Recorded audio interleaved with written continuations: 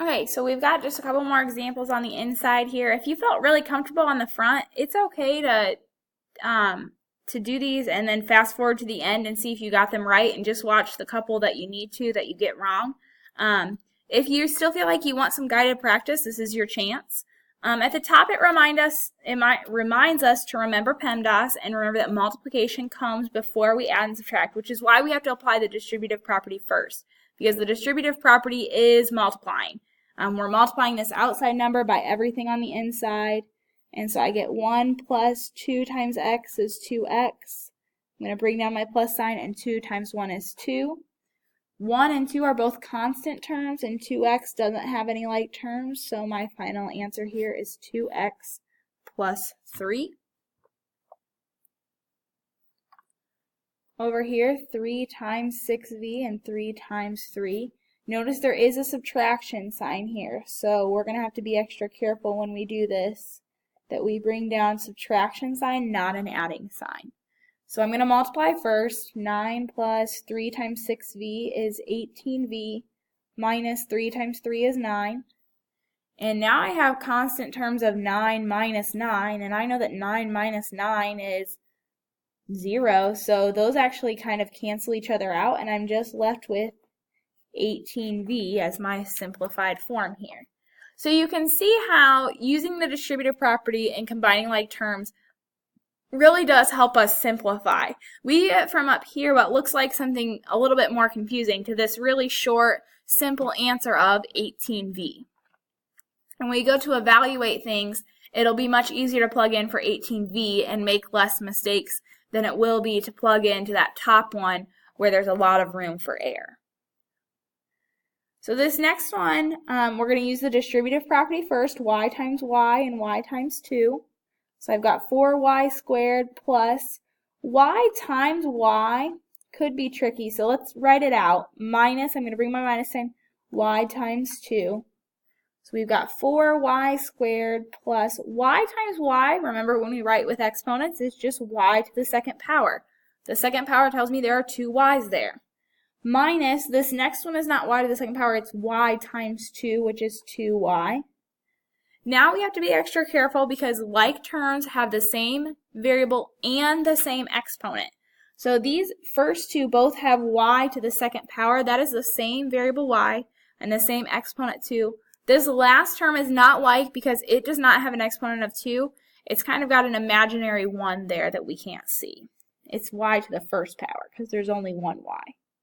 So I'm going to put a 1 in front of y squared because you can always put a 1 in front and it doesn't change the value.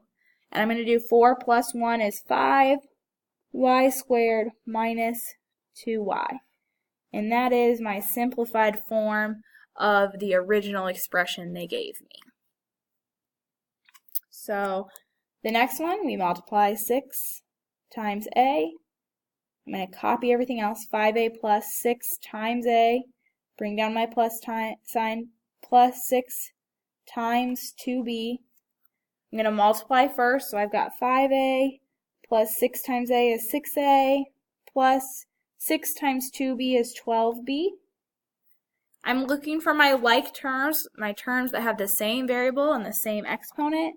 In this case, that's 5a and 6a, and 5 plus 6 is 11a. Plus 12b is all by itself. There are no like terms, so I just leave it as is. And my simplified form for example H is 11a plus 12b.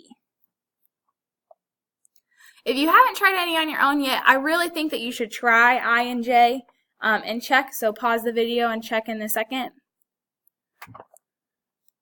We're going to do 4 times 3f and 4 times 2. Plus 4 times 2. We also have another set of distributive property here, so we've got 2 sets of distributive property. 2 times f, bring down my minus sign, 2 times 3. So remember, we multiply first.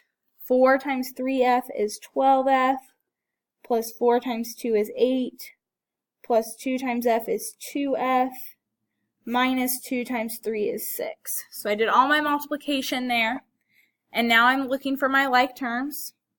12f and 2f are like terms. 12f plus 2f is 14f.